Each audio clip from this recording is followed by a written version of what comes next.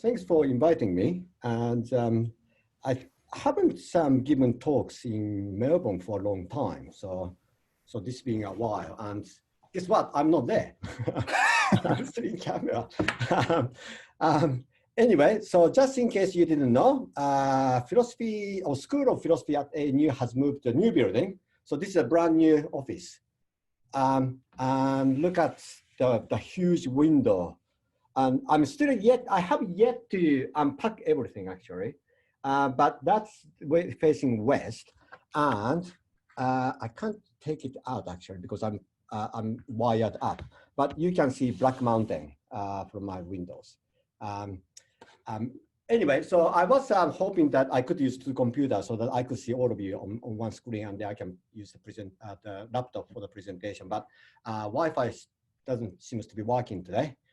So let's see how I go with this. So this is a paper that I guess in some respect I've been working on for a while. And I presented different parts of this paper at different places for a number of years now, actually. And in some respect, this is the very first time that I kind of put them together.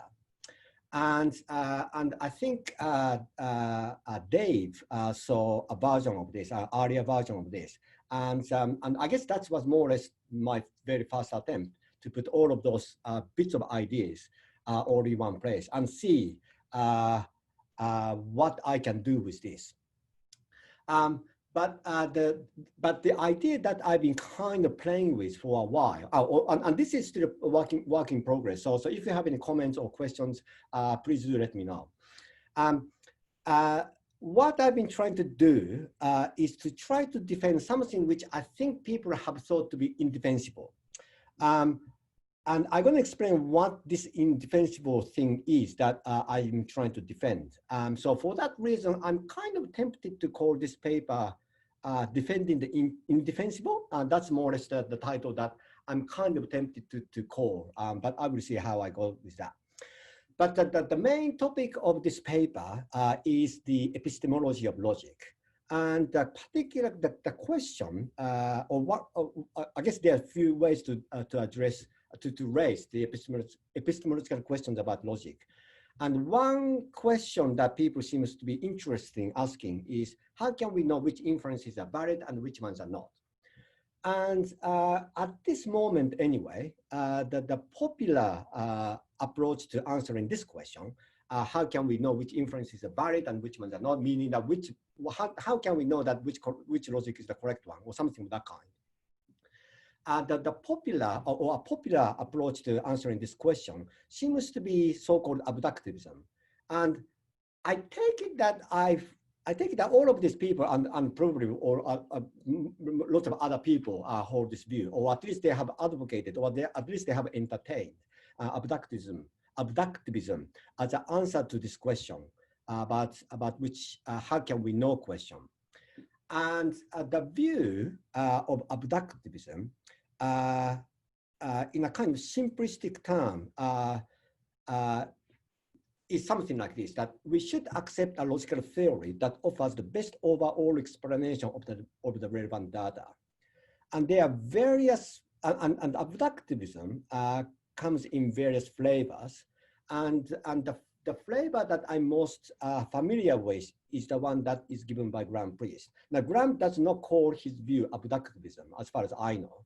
But I think most people describe his view as abductivism. And in many respects, that definition that I'm giving here, Graham's view, that falls under that. And according to Graham's abductivism, what you do when we are adjudicating which logic is the correct one or which logical theory we should accept, what you do is that you consider various criteria. And then we check to see which criteria are satisfied by which logical theories, and we should accept the one which has the most virtue, so to speak. And that's basically abductivism. So we kind of consider various criteria, and then which logical theory best captures basically most amount of goodness that we want to we want a logical theory to have. Now, I think in the literature on the epistemology of logic, that's more or less the way that this question seems to be raised, or as far as I know, that is proposed as a solution. Now, the question that I'm actually most interested in is not really this, but the question I'm really interested in is this. How can we know that a certain inference is valid or invalid? And in particular, as being a paraconsistent logician, in particular, I'm interested in the explosion principle. And the question is, how can we know that this is valid? Or if you are paraconsistent logician, the question is, how can we know that this is invalid? Now, this is a slightly different question from the first question. So the first question is asking about the overall goodness of a logical theory. So you have a theory, and then you are asking whether, so you have a multiple candidate theories, and then you are considering which theory is the best one. So we are considering kind of holistic. So this is a kind of holistic question that we are raising. So as a theory, is this overall better than that theory as that one as a theory? And what's the overall goodness that this has in relation to this? That's more or less the way that I understand the question is raised. The question that I'm interested in is not a holistic one. What I'm most interested in is how can we know that this particular inference, in particular explosion principle, is invalid? Now, of course, this can be part of the first question, because once you start asking a question about the validity of explosion principle, then you might want to ask about the validity of this of disjunctive syllogism and things like that. All of those other inferences that might become a bit of a suspect once you start rejecting certain inferences. And I guess people like Chris Mortensen has addressed the question about what we now want to say about the validity of disjunctive syllogism, or things like a reductio argument. What do we want to say about reductio argument once we reject the explosion principle? Now, I want to put those questions aside for now, but what I'm really interested in is what kind of arguments people have given to this question of how can we know that explosion principle is invalid. And as far as I can see, and I'm gonna kind of show this to start with at the beginning of the, well, a little bit later on, but in answering this question about how can we know that the explosion principle is invalid, people seems to invoke somewhat an empirical answer. What they tend to say is that, look, people don't reason like that. Now that is generally requires some kind of empirical methodology, because you have to observe what people actually do.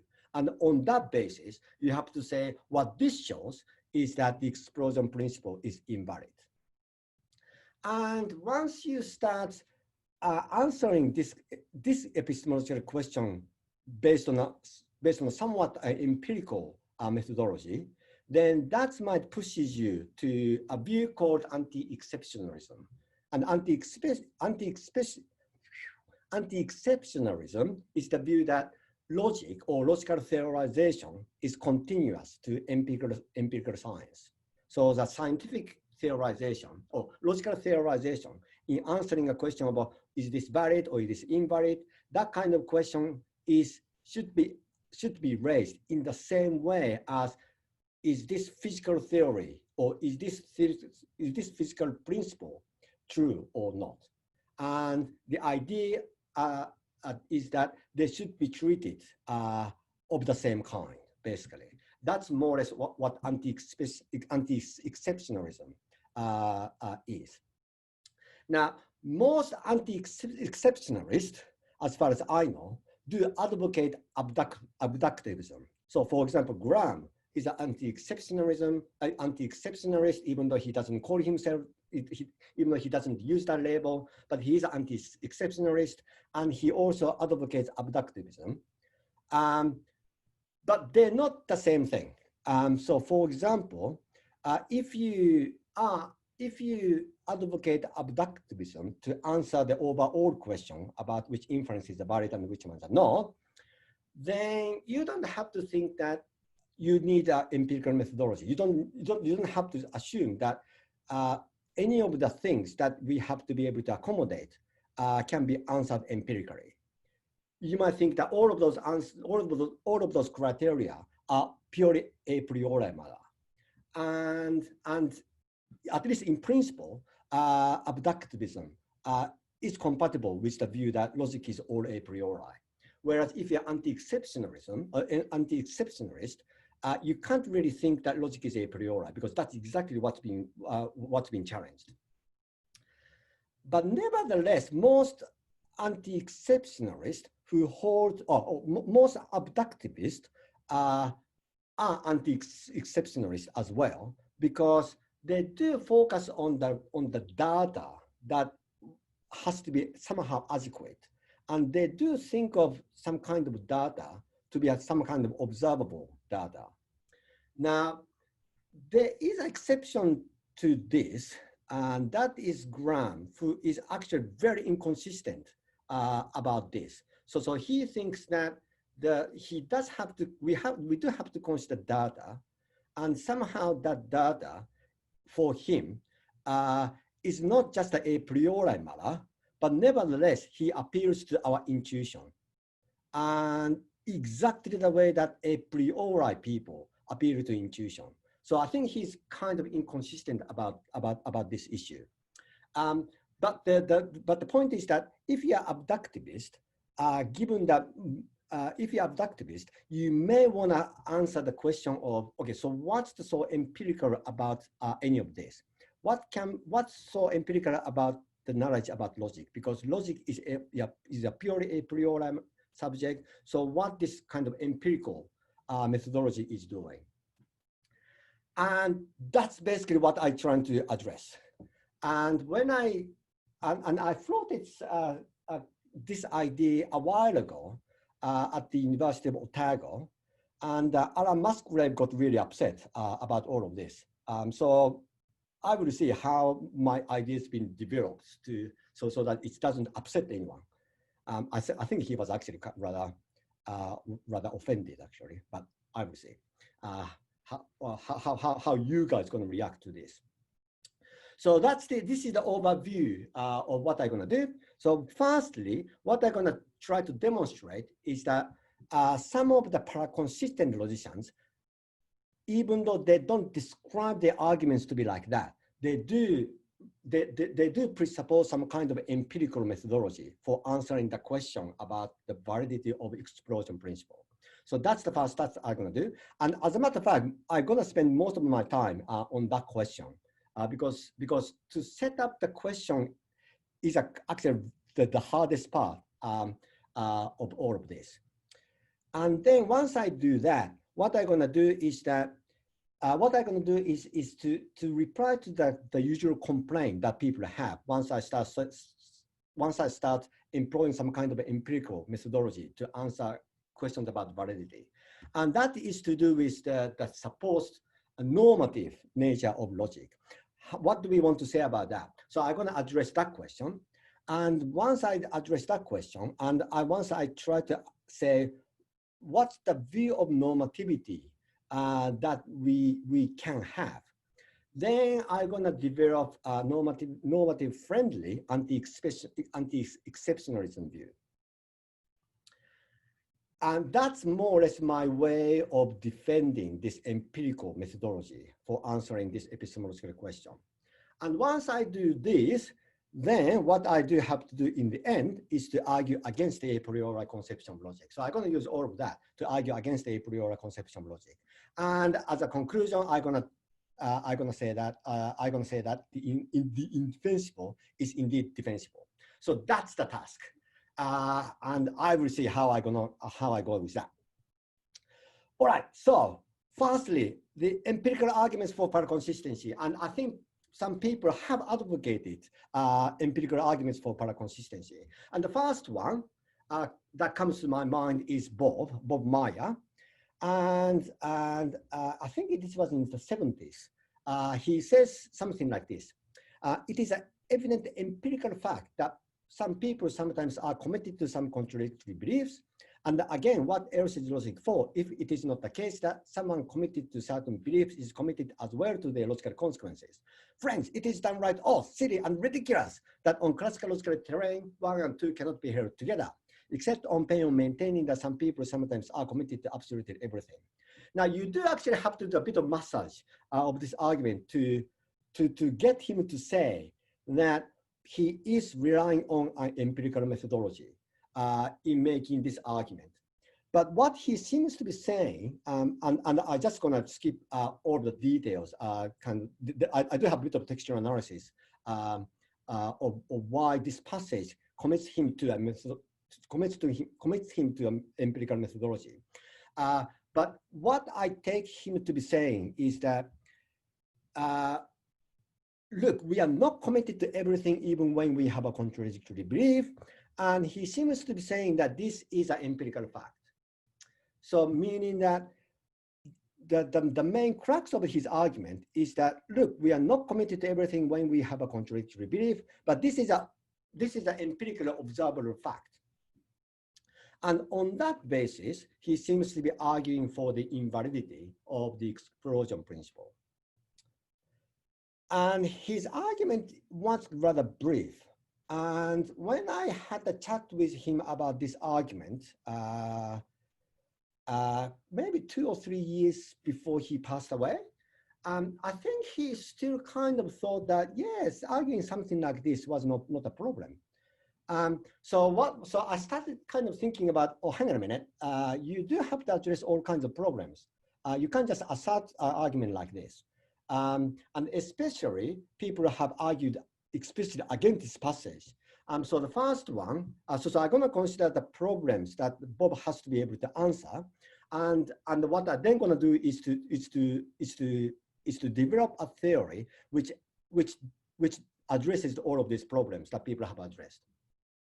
So the first problem comes from Gilbert Herman, who explicitly cites exactly that passage. And then he basically says that that's just ridiculous. That argument is just ridiculous, more or less. And the reason why he says that is that he thinks that, and this is, I guess, his famous view, he thinks that something to do with the implication argument or entailment or logical relations, all of those relations are quite different subject matter from the rules of inference or the reasoning and so on and so on.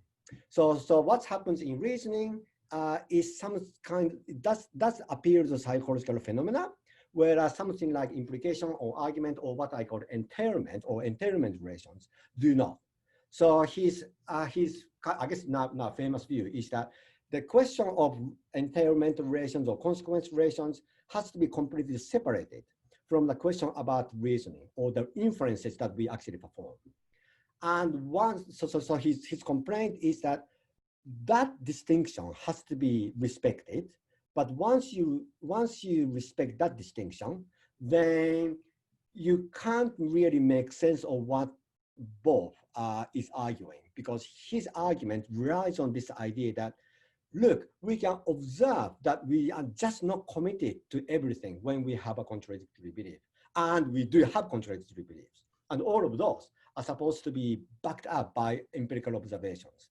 And Herman says that once you see that what we do as part of reasoning is a separate issue from the question about what is valid and what's not, then the whole motivation for that argument falls down.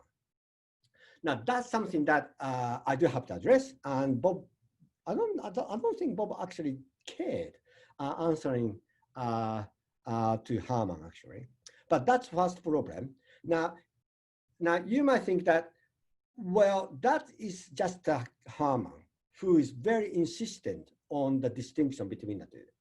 And when I was having a chat with Grand Priest, he does think that, yeah, that's just he's completely wrong about that. But even if Herman is wrong about this, there's another problem. And that problem comes from Husserl and Frege. Now, they think that we can't, what we call good reasoning. Now we may not have to make the sharp distinction between entailment and reasoning in the way that Hamann wants to make. But nevertheless, when we are talking about good reasoning, we can't think that good reasoning is extensionally equivalent or extensionally the same as reasoning as such. Because we have to be able to make a distinction between reasoning, which is the good one or valid one, reasoning, which is the bad one, because we do reason badly. And what they thought we need is something like norms. So norms which dictate what is good reasoning, and the reasoning that fails to meet the norms for good reasoning are the bad ones. And once we think of something to do with validity or goodness of reasoning or something like that in a normative way, then we can't think that something like norms are derivable from what we do. And this is more or less the basis for the anti-psychologism. So their thought is that they are anti-psychologists because they think that logic is normative. And why logic is normative? Because logic is something that can adjudicate what is the good reasoning and what is the bad reasoning. And that is the case even if reasoning and logic or entailment are separate issues. Even within talking about reasoning, we still have to be able to talk about logic being norms, and because we have to be able to separate good reasoning from bad reasoning. Now, what I'm interested in, now I take the idea that somehow logic has to be normative, whatever that's supposed to mean, and I'm going to talk about this later. But what I'm really interested in is to try to accommodate the notion of norms or the normativity in a somewhat empirical framework. And I think what has been considered to be indefensible is this idea that somehow the notion of normativity can be accommodated within an empirical framework. And so that's what I'm describing as the indefensible. And what I'm interested in doing is to defend this. And as far as I know, even those who have advocated anti-exceptionalism, that's a really clunky term, anti-exceptionalism, they never address the question about norms as such, what we want to say about the normative status of logic. They just say that, oh, logic is kind of continuous, or at least the epistemology of logic is continuous to kind of scientific knowledge, and then they try to articulate what that has to look like. But as far as I know, no one seriously took the notion of normative nature of logic seriously, and then said, that's not a problem. We can still accommodate normativity within a broadly empirical framework. So that's what we're going to do. And someone who kind of has attempted to do this, as far as I know, there's only one person who has tried to accommodate normativity, the notion of normativity, within a somewhat empirical framework, and that's Graham. Now, I'm not going to read out the whole passage, but he does clearly say that logic is normative. Logic is a normative subject. And what he also does is that he is more or less relying on our observation to say that explosion got to be invalid.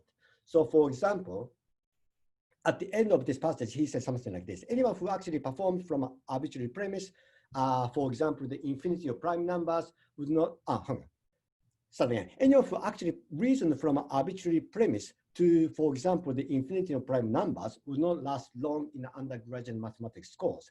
And I think he's inviting us to observe certain situations which act as counterexample for the explosion principle. And the kind of counterexamples that he provides, and this is just one counterexample he seems to provide, but there are other places he provides counterexamples. But what he does try to do is to invite us to observe, kind of empirically observe these situations to exist, and they invite us to see in those situations what we would observe is the invalidity of explosion principle. Now, unfortunately, while he says all of this, and for him, it is a very important, the normative nature of logic is a very important part of the rejection of explosion principle.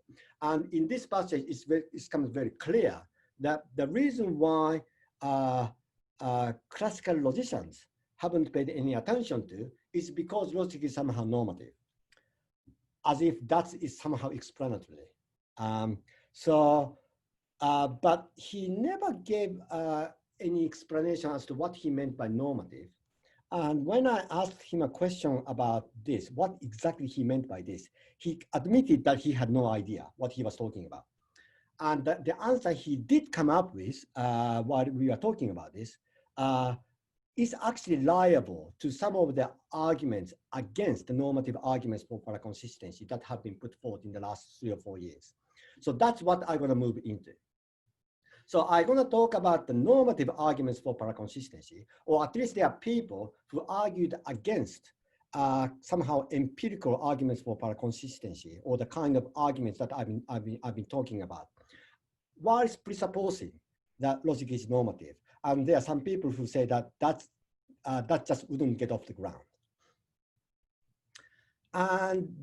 And they are Brendan Feitelson, who actually kind of conjectured, he didn't really argue for it, but he kind of conjectured that there couldn't be an argument of that kind.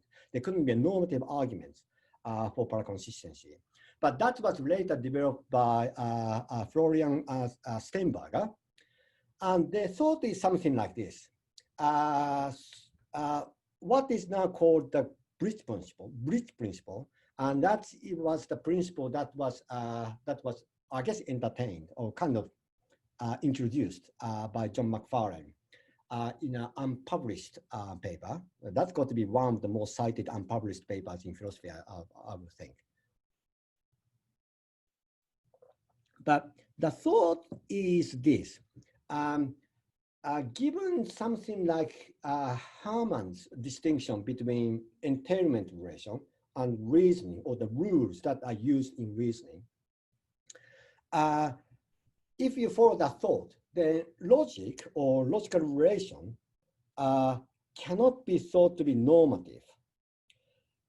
Because what's so normative about anything would be some kind of prescription, but doesn't make sense to talk about prescription in abstract. We have to be talking about prescription in terms of things that can be affected. And that is to do with some kind of psychological phenomena. That is what is normatively affected. So if you separate the two, you can't think of logic to be normative. But the traditional wisdom says that logic is normative. So there has to be some kind of a bridge in saying that the logical relation is normative with respect to reasoning. And here is the principle that satisfies that. So the bridge principle basically says that if you have a valid inference, then it has a normative impact in the reasoner's attitude or psychology or something of that kind. So long as this conditional is satisfied. So that's more or less the thought. So what the bridge principle is intended to do, putting aside how exactly it's been formulated, how exactly been talked about, what's being intended is that if you think that logic in itself is non-normative, well, we can still come up with some kind of principle which bridge this with that which is a normative realm. Once we can somehow put this into this realm, then we can say that that is normative. As far as I understand it, that is more or less the intention behind the introduction of bridge principle. And what Steinberger does is to show that that principle cannot be formulated. That that is unformulatable. There could not be any versions of Bliss principle like that. Any version of Bliss principle is incoherent. That's more or less his argument. And in some respect, I think the reason why John Macfarlane never published his paper where he introduced the Bliss principle is that I think he came to realize, at least this is the way that he was explaining to me, he came to realize that there's something very wrong about the very conception of Bliss principle. And in some respect, I think Steinberger is demonstrating why that's got to be incoherent. Now, the thought is this: if there's no Bliss principle, you cannot argue for paraconsistency by assuming that logic is normative, meaning that because to claim that logic is normative with respect to what we do requires Bliss principle, but Bliss principle cannot be formulated. So therefore, any argument for paraconsistency, which relies on the normative nature of logic, cannot succeed. That's more or less the argument that Steinberger provides. Now, obviously, I disagree with him on this, but what I do agree with is that, yes, he's right that Bliss principle is impossible. That I absolutely agree. What I don't agree with is the morale that he wants to draw by showing that Bliss principle is impossible.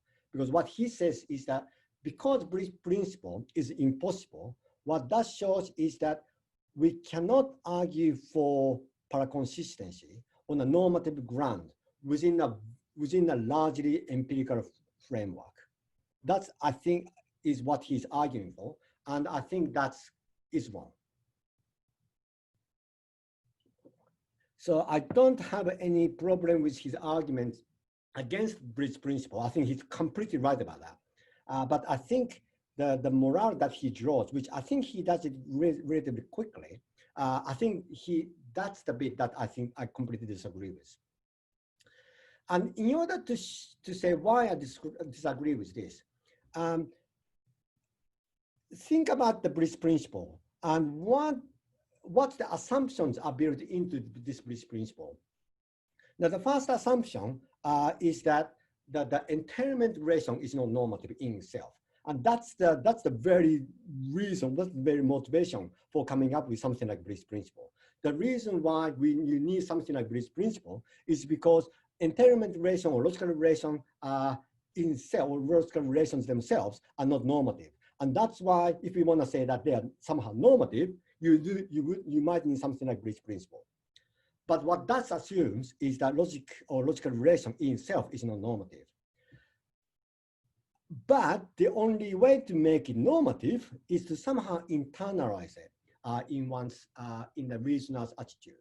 So somehow, once the logical relation is internalized in people's psyche, so to speak, to put in a kind of Husserlian terminology, unless you can do that, we can't think that logical relations themselves are normative. But what this presupposes is what Brian Weatherson calls normative internalism. Something is considered to be normative only if it's somehow internalized in one's life, so to speak.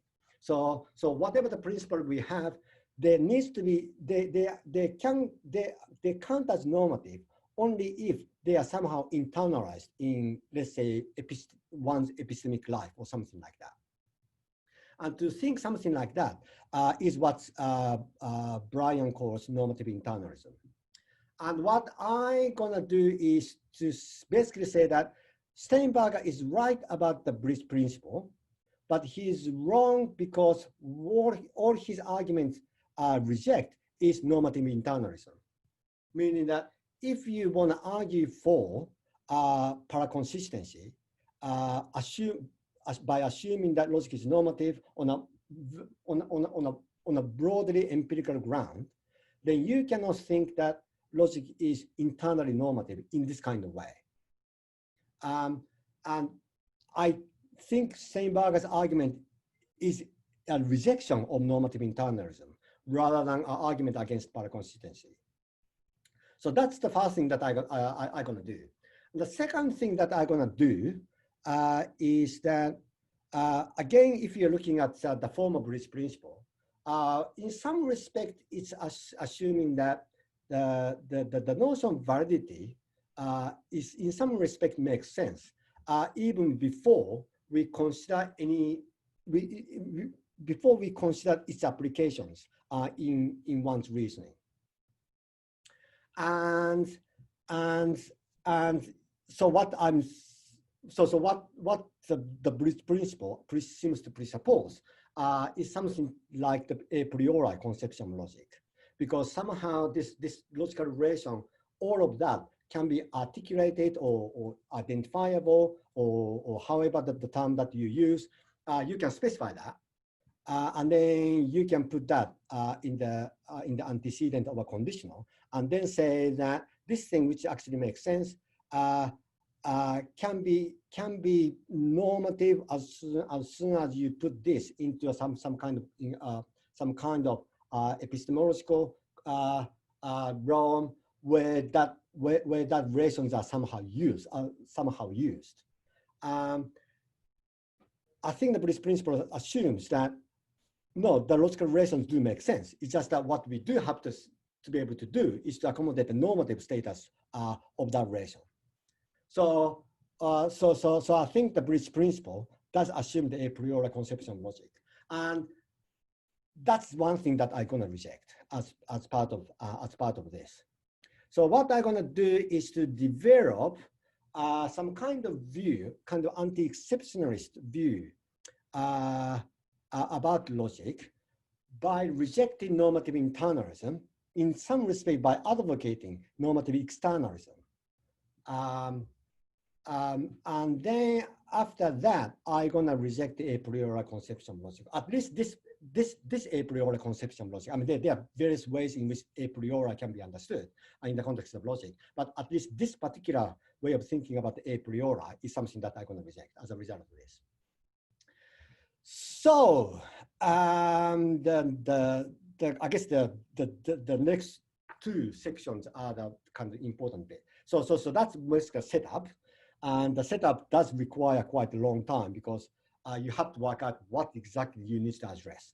And the part of the difficulty of this issue is that because people assume that this means this means that, exactly in this context, exactly in this kind of debate. So I had to kind of unpack all of that. So what's the anti-exceptionalist view that can accommodate the normative status of logic? It's actually rather simple, and so simple that I'm not exactly sure why anyone thought otherwise. So to do this, there are two ways to understand laws. And one is what I call the operative laws, another one what I call the corrective laws, and what I call operative laws are the laws or the principles that immanently guide the way we make inferences. Or when we make inferences, we do that in terms of these laws or in terms of these principles. And if you do this, then the laws or the principles that are involved in that act, I call the operative laws. So operative laws understood in this way shape our inferential acts. So that our inferential, so because we try to conform to the logical principles in our reason, in the act of reasoning, so our inferential acts are shaped by the logical principles or these operative laws. In contrast, so-called corrective laws aren't involved in inferential acts like that. But corrective laws are just reference points in terms of which assessment can be made. So a good way to think about the distinction is that if you think about the logical principles from a student's point of view, as she is sitting at the exam and try to prove something, and what you might try to do, I don't know whether I used to do this. I'm not I probably used to do this, is to try to think of what inferential moves I can make, and then try to try to force myself to kind of follow through the consequences to see whether I can get the answer that I need. Meaning that whatever I'm trying to do is shaped by the valid logical principles that I can use, or I basically learned to be valid. And those principles or the laws that are used in this way are what I've been calling operative laws. In contrast, corrective laws are corrective laws are essentially the standard that you use when you mark student proofs. So you're not generating the proof when you're marking it. You are just checking whether the proof matches whatever you think are valid. So the logical principles which specifies validity, you're not using to generate the proof as such. It's just that you're saying that, oh, that move does not correspond to any of this. And that's all you're doing with respect to logical principles. And if you used logic in that kind of way, in terms of just referencing and say, oh, that's wrong, or that's correct, then I'm gonna call them to be corrective laws.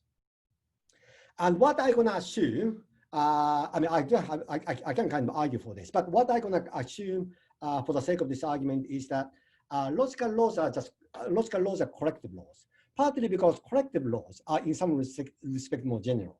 Because once you think that logic is corrective, then in some respect you can somehow internalize them and then use those to shape our inferential acts. But you can't do the other way. So I think that corrective laws are more general notions of laws anyway. So I'm going to assume that logical laws are corrective laws.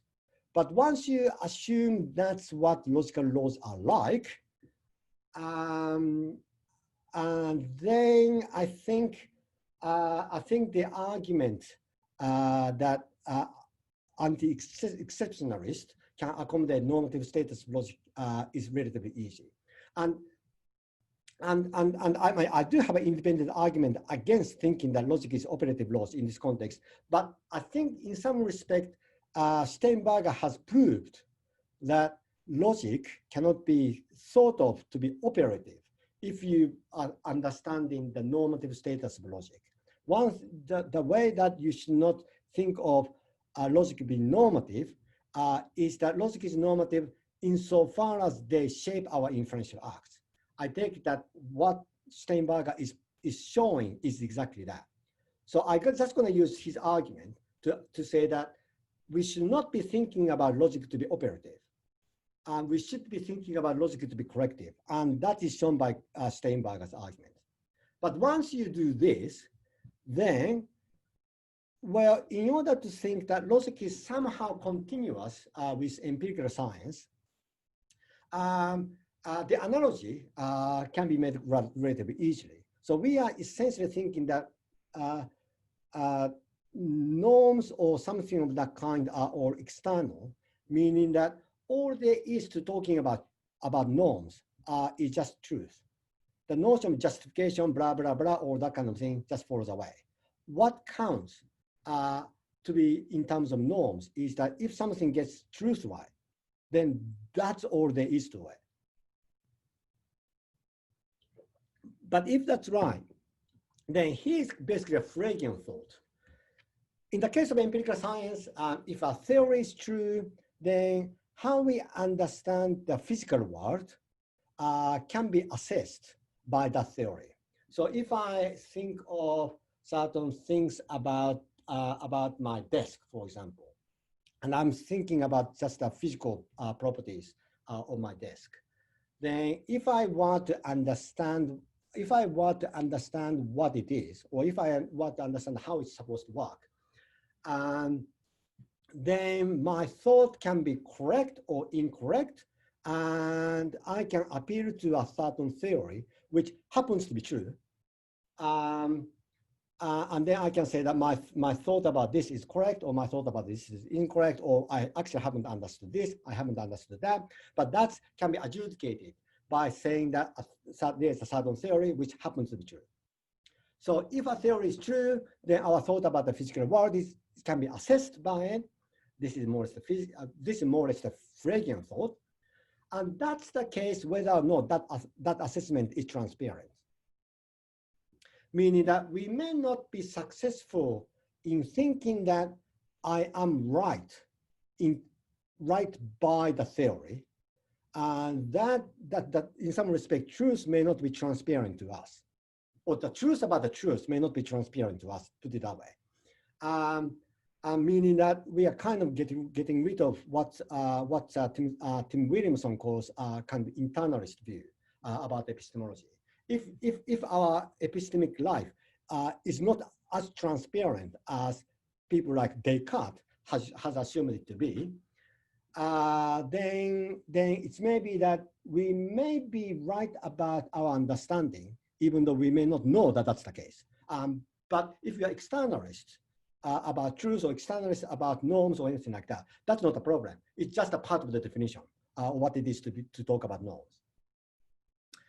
And if you think of like this, if we invoke this Fregean thought that if a theory is true, our thought about the physical world can be assessed by it, then what we are doing with respect to the theory is that the theory is setting some kind of standard. But that's not the standard that I'm internalizing. That's the standard that kind of exists, external to what I'm doing. And I'm just appealing to this and to say that, look, I'm right because that's what it says. So that's more the externalist view about I guess, empirical science. And there is a certain norms to this, because if I want to get things right about the physical world, then whatever the thought that I have better be made right by the theory, or better be judged to be right by the theory, which happen to be true.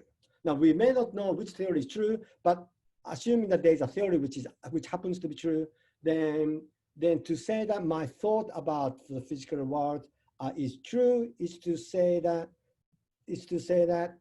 because my thought somehow conforms to the theory, which happens to be true. Now, if you have a view like this, then we can make sense of the normative status of logic in exactly the same way. Because what we want to say is that if a theory is true, then our reasoning, not just a thought as such in the way that Frege was thinking of it, but our reasoning is accessible by it. And that's the case whether or not that assessment is transparent. And in exactly the way that a physical theory sets the external standard for our thought about the physical world, logical theory sets as the standard for our reasoning about anything. Oh, excuse me.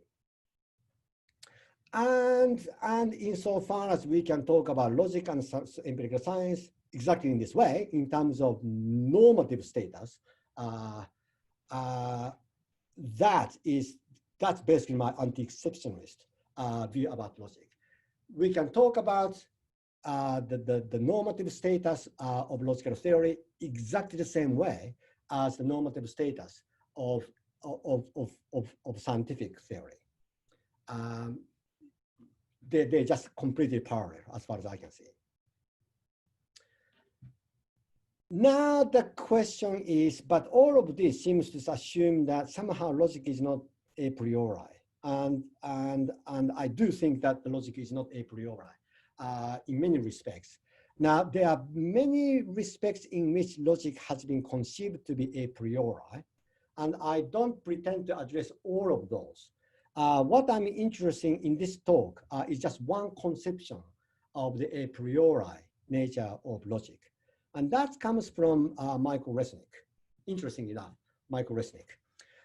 Interesting enough because I think Resnick is broadly Aquinian, so it's kind of surprising to see that he's advocating the a priori nature of logic, but he does this. Here we go. So he thinks that the development and testing of theories, and in particular, he's talking about, I guess in some respect, he's talking about any kind of theories, scientific theories or logical theories or whatever, must take place against a background of principles and rules for generating consequences and commitments. So the idea is that when you are talking about the theory, when you try to theorize about anything, you have to somehow already have certain rules that we accept before we can theorize about anything. Because if we don't know the standard of theorization, there is no way we can even start theorizing. So therefore, there has to be some kind of mechanism in place which allows you to start theorization. And he thinks that logical principles operate in this kind of way.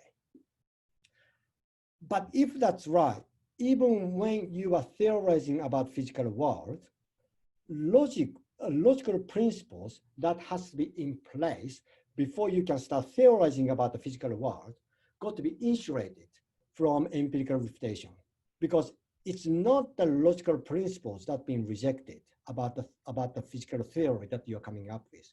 It's the physical theory itself that may be empirically refuted. But in refuting the physical theory, you're not refuting the logical principle that you presupposed in coming up with that empirical theory.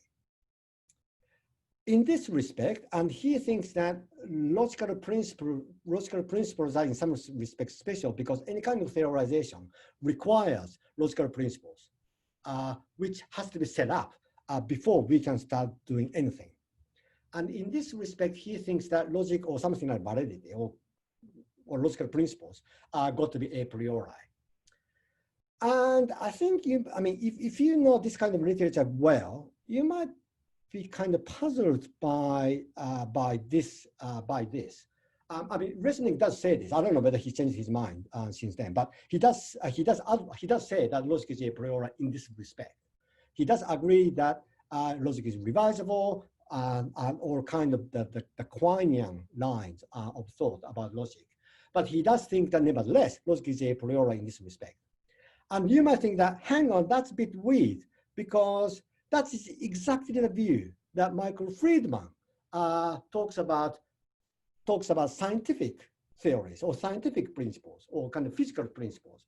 So his neo-Kantian project is to say that there are certain physical principles which are a priori, exactly in this way, because the way that he thinks of this is that if you have something like Newtonian physics or something like that, it does require certain I guess using a certain geometric principle as well as certain mechanistic principles to get Newtonian physics going. And Michael Friedman's view is that what this shows is that there is a scientific theory comes in a hierarchy. At the top are the principles that you presuppose before you start theorizing about anything. And when the theory that you end up with is empirically refutable, then the problem lies kind of downstream, and the problem does not go upstream. So that which you presuppose to start the game of theorization is not empirically refutable. But that's exactly what Resnick seems to be saying. Now, what do you want to say about this? Now, there are other ways in which logic is being thought to be a priori. But what I'm interested in is this view that logic is a priori without thinking about how it can be applied. We can talk about validity without thinking about the way in which logical principles are used. And someone like Resnick thinks that, well, logic is a priori exactly in that respect, that you don't need to think that logic is somehow refuted when you presuppose logical principles for theorization about anything. So how do I reject this? Now, I'm going to do this relatively quickly since I'm running out of time. So this is a bit of a sketch of an argument rather than argument as such. Now, think of Quine's wave of beliefs. Now, I don't know whether there's anything special about beliefs as such, but the way that I kind of understand what he's saying is that if you kind of visualize a scientific theory, by using a graph like this. Then so each node represents a certain statement, and then the relations are what he thinks to be logical relations. So each statement is logically related with every other relation, and his holistic view, Quine's holistic view is that the whole thing is up for the graph, whether that is true or false.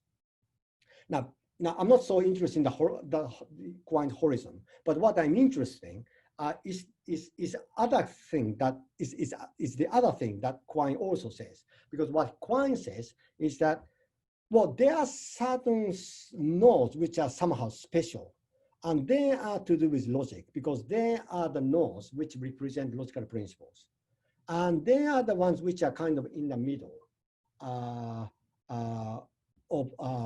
middle of this web.